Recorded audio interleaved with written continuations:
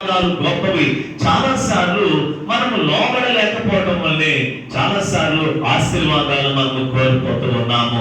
అందుకే లోబడితే ఉన్నతమైన దీవెనలు దేవుడు మన కొరకు దాచి ఉంచాడు.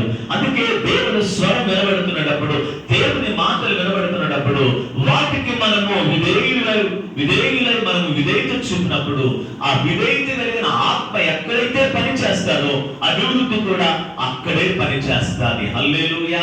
ఇవి నాకు తెలిసినవేలే, ఎన్నో మార్లు వింటున్నవేలే అనుకొని రెక్లెస్ గా లేకపోతే నిర్లక్ష్యంగా మనము ఒకవేళ విన్నట్లయితే దేవుడిచ్చే దీవెనలు మనము కోల్పోయిన వారం అవుతాం.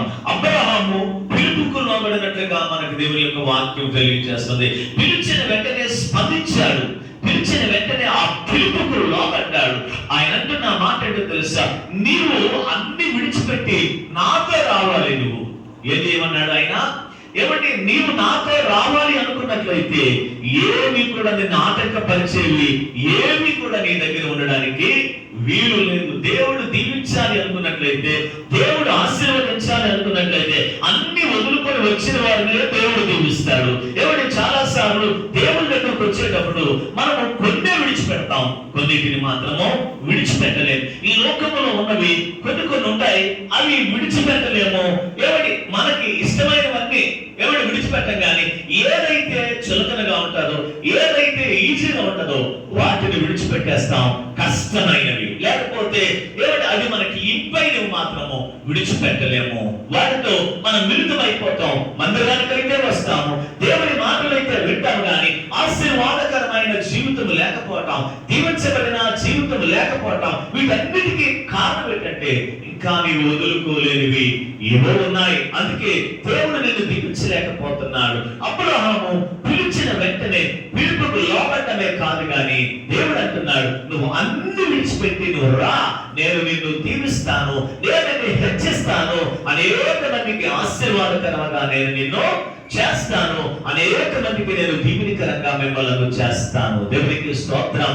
ఇప్పుడు చెప్పండి, దేవుడు ఎవరిని దీవిస్తాడంటే సగం సగం ఉండే వారిని దేవుడు దీవించడు. కొన్ని ఉంచుకొని కొన్ని విడిచిపెట్టి అటువంటి వారిని దేవుడు ఆశీర్వదించడు. కానీ ఎవరిని దేవుడు ఆశీర్వదిస్తాడంటే అన్ని వదులుకొని వచ్చిన వారిని, అన్ని విడిచిపెట్టి వచ్చిన వారిని దేవుడు తప్పకుండా ఎవరిని ఆశీర్వదించడమే కాదు, కానీ ఎవరు స్వస్థత కలుగు చేస్తాడు, దీవెన కలుగు చేస్తాడు, ఉన్నతమైన స్థితులకి దేవుడు తీసుకుని వెళ్తాడు. ఇప్పుడు చెప్పాలి, అబ్రహాము ఎవరనంటే అన్ని వదులుకొని వచ్చిన వాడు. దేవునికి స్తోత్రం.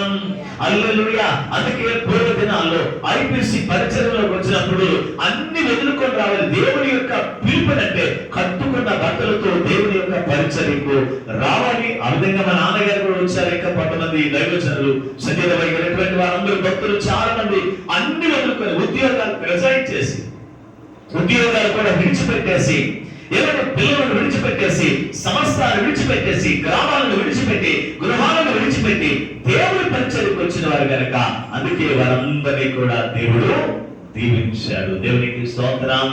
ఇంకా విడిచిపెట్టకుండా అన్ని కూడా లోపడించుకొని వచ్చినట్లుగా వచ్చి ఏమని లేకపోతే ఏదో దేవుని యొక్క మందిరములు లోపడినట్లుగా ఉన్నట్లయితే పాపాన్ని లోపల దాచుకొని, ఏమంటే లోపల దేవునికి లోపడలేని తనాన్ని లోపల దాచుకొని నువ్వు పైకి అన్ని విడిచిపెట్టినట్లుగా ఒకవేళ ఉన్నట్లయితే నువ్వు దీవించబడలేవు. దేవునికి స్తోత్రం. అక్కడ అంటున్న మాట, నిన్ను ఆశీర్వదిస్తాను, నిన్ను గొప్ప చేస్తాను, నేను అనేక మందికి ఆశీర్వాదకరముగా నేను నిన్ను ఉంచుతాను. దేవునికి స్తోత్రం. హల్లెలూయా. ఒక వ్యక్తి తనకు తానుగా దీవించబడాలనుకుంటాడు, తనకు తానుగా గొప్పపడవాలనుకుంటాడు, తనకు తానుగా ఆస్తిపరుడు అవ్వాలని అనుకుంటాడు, తనకు తానుగా ఎవరి పేరు ఎన్నిక కలిగిన వ్యక్తిగా అవ్వాలని అనుకుంటాడు. అది ఎంతవరకు అంటే కొంతవరకు మాత్రమే.